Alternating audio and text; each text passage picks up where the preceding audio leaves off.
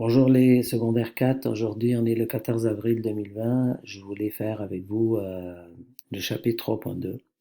Euh, En attendant que les Zooms reprennent, je veux continuer à envoyer des vidéos le plus possible pour que je vous explique la matière et je vous donne un travail à faire. Regardez, chapitre 3.2 et par des expressions algébriques équivalentes. Ok, alors là, il y a un certain lien entre figures géométriques équivalentes qu'on a appris la fois passée et expressions algébriques équivalentes. Mais d'abord, avant de commencer, laissez-nous se rappeler, c'est quoi la définition de expression algébrique? Expression algébrique, si je regarde vraiment dans la définition, une expression algébrique est un ensemble de variables aides de nombres réels entre eux par des symboles, qui sont liés entre eux par des symboles ou des opérations mathématiques. Comme par exemple, si tu peux dire 5, c'est une expression algébrique. 5x, c'est une expression algébrique. 5x2, c'est une expression algébrique. 5xy, c'est une expression algébrique. 2 milliards de x2 plus 500x moins xz, c'est une expression algébrique. Alors, expression algébrique, vous êtes en train de utiliser des symboles, des opérations avec des variables. Quand est-ce qu'une expression devient une équation? Lorsqu'il y a deux expressions algébriques qui sont équivalentes. Comme par exemple, toi tu dis disons 2x plus 3. 2x plus 3, c'est une expression algébrique. Et si tu dis de l'autre bord 20, c'est une autre expression algébrique.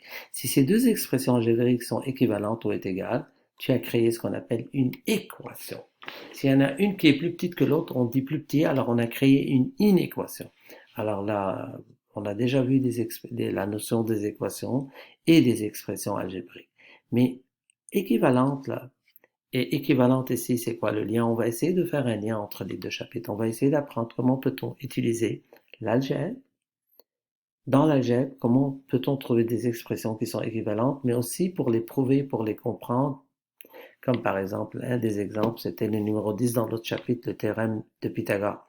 Il a utilisé les figures équivalentes pour prouver que A2 plus B2 égale à C2. Il a prouvé le théorème de Pythagore avec les figures équivalentes. Et ici, on va essayer d'utiliser la géométrie pour prouver aussi l'algèbre. Alors, si je regarde le chapitre 3.2 vraiment, il vous parle des expressions algébriques, mais on utilise la géométrie. Une des expressions algébriques la plus importante qu'on a vue dans le chapitre 4, dans le chapitre 2, dans la fonction trigonométrique, désolé, fonction quadratique, c'était l'expression a plus b à la 2. Lorsque vous avez une expression a plus b à la 2, si vous voulez passer de forme canonique en général ou de général en canonique, vous devez savoir c'est quoi a plus b à la 2. A plus b à la 2, il y a beaucoup des élèves qui l'apprennent par cœur en disant ah monsieur c'est A2 plus 2AB plus B2, mais c'est du par cœur. Il y a des autres qui disent non, non je vais aller par un choix plus safe, sécuritaire, je vais utiliser A plus B fois A plus B, ce qui est correct, c'est A fois A, A2, A fois B, AB, B fois A, AB, B fois B, B2, alors ça revient au même, A2 plus 2AB plus B2. Mais maintenant, ici, ils nous apprennent aussi comment je peux utiliser la géométrie pour prouver A plus B à la 2. Pourquoi? Car A plus B à la 2, c'est formé d'un carré en jaune que vous voyez ici, l'autre en rouge, je ne sais pas si vous voyez rouge ou marron ou quelque chose. Alors, on a mis un carré collé avec un autre carré. L'espace entre les deux sera rempli par un rectangle. Car si ce côté est B et si ce côté est A, alors on a un rectangle de longueur A, de largeur B, la même chose ici. C'est quoi l'aire de ce rectangle? Ajouter à l'aire de ce rectangle, ajouter à l'aire de ce carré, ajouter à l'aire de ce carré. L'aire de ce carré, c'est A2. Si vous regardez ici, là, ce qu'ils ont essayé de faire, c'est de mettre un carré ici, de côté B, et un autre grand carré de côté A. Alors, ce que vous avez obtenu, c'est A2, l'aire de ça. Et ici, l'aire de ça, c'est B2. Mais l'aire de ça, c'est AB. Et l'aire de ça, c'est AB. Alors, les quatre figures, si je les ajoute, leur aire, c'est A2 plus B2 plus AB plus 2AB. Alors, ça explique d'où vient ça aussi, ça 2AB, là. Et, mais ça, c'est l'équivalent. Les quatre ensemble, si je les ai effacés, ça n'existe plus. Les quatre ensemble, désolé, les quatre ensemble, c'est l'équivalent vraiment d'un carré. Deux côtés, A, Et du côté B, car vous vous rappelez là, c'était ça le A, plus B, la même chose ici, j'ai le même A et j'ai le B. Alors, toute cette figure sera A plus B. Mais l'aire d'un carré, c'est le côté au carré, c'est A plus B à la 2. Alors, ton A2 plus B2 plus 2AB, c'est l'équivalent de A plus B à la 2. Et c'est de là aussi, ça explique d'où vient ça.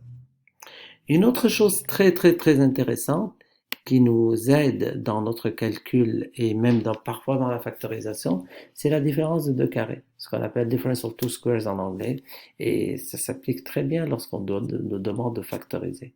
En fait, évidemment, c'est quoi A2 moins B2? C'est A moins B fois A plus B. Et pourquoi ça?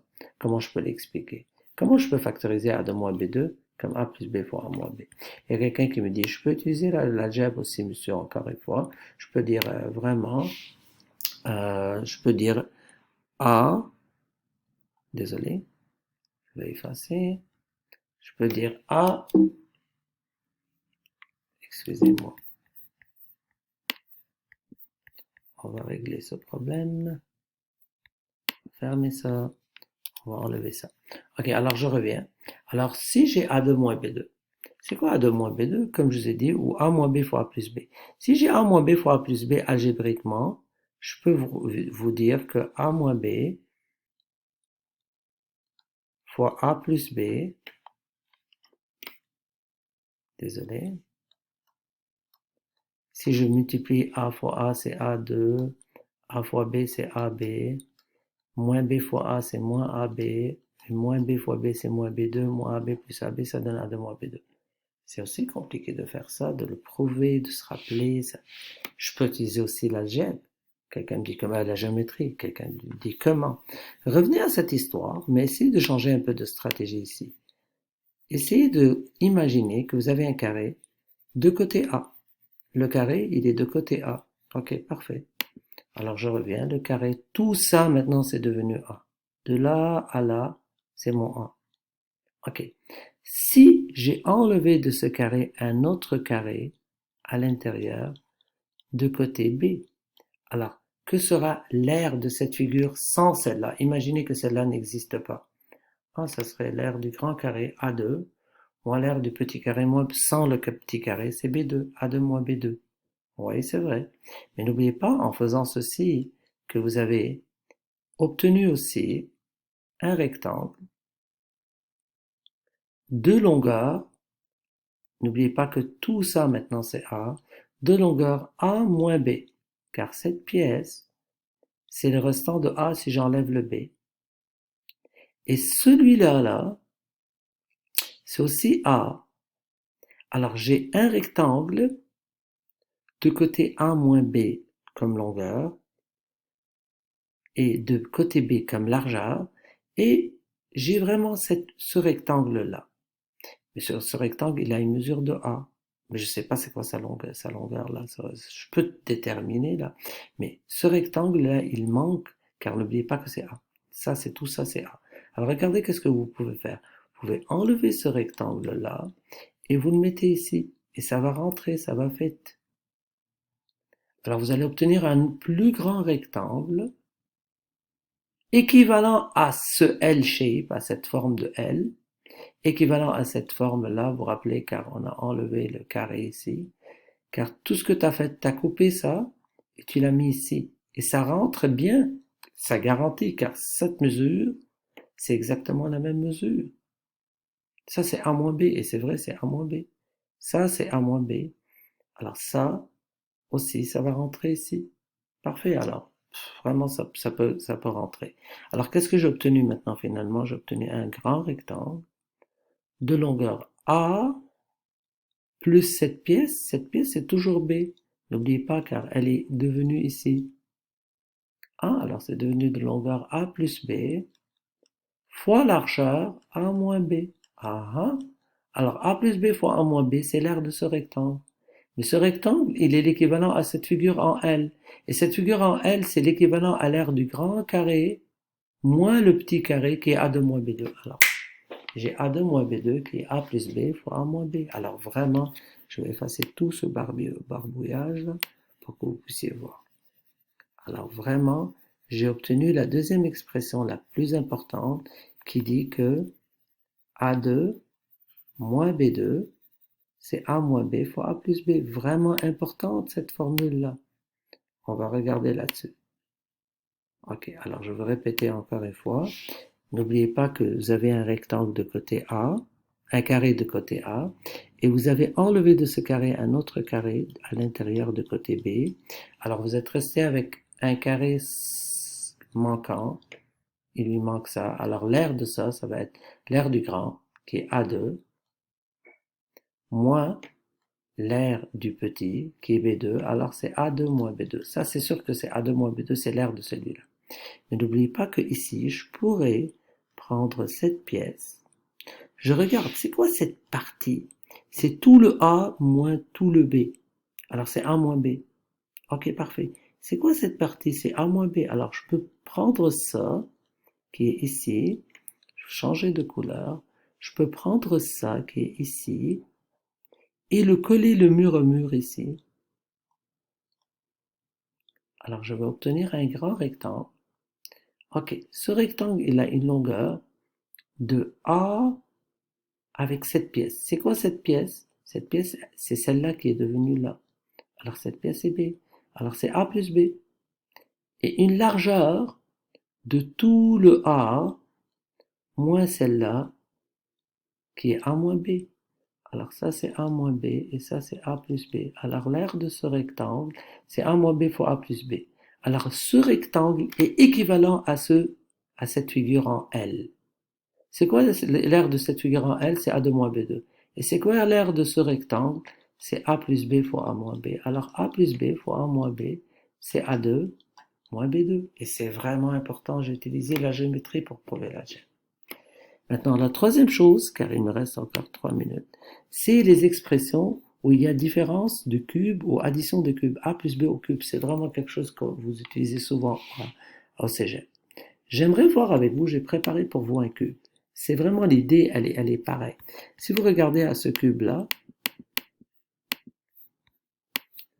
oh, désolé, c'est toujours le crayon qui dérange. On va enlever ça. On va revenir à notre figure. Ok, alors je vais amener le cube ici pour que vous puissiez le voir. Alors vous voyez ce cube-là? Si je le vois à 2 dimensions, comme ça, je peux le diviser comme j'ai divisé la face de mon carré, si vous vous rappelez, car un cube, rappelez-vous, un cube, c'est formé par 6 carrés. Alors là, si je prends juste une face, et vraiment je fais comme j'ai fait avant, et je vais essayer de diviser ça en 2 carrés, A et B. Alors vous allez obtenir un A ici, mais n'oubliez pas ce que vous faites ici, c'est à une dimension, vous pouvez le faire à 3 dimensions. Alors ici, là, dans cette figure, vous allez obtenir un autre cube plus petit de côté A. Et ici, vous allez obtenir un autre cube de côté B à 3 dimensions. Alors vous avez A cube plus B cube. Et vous avez ici des figures à l'intérieur.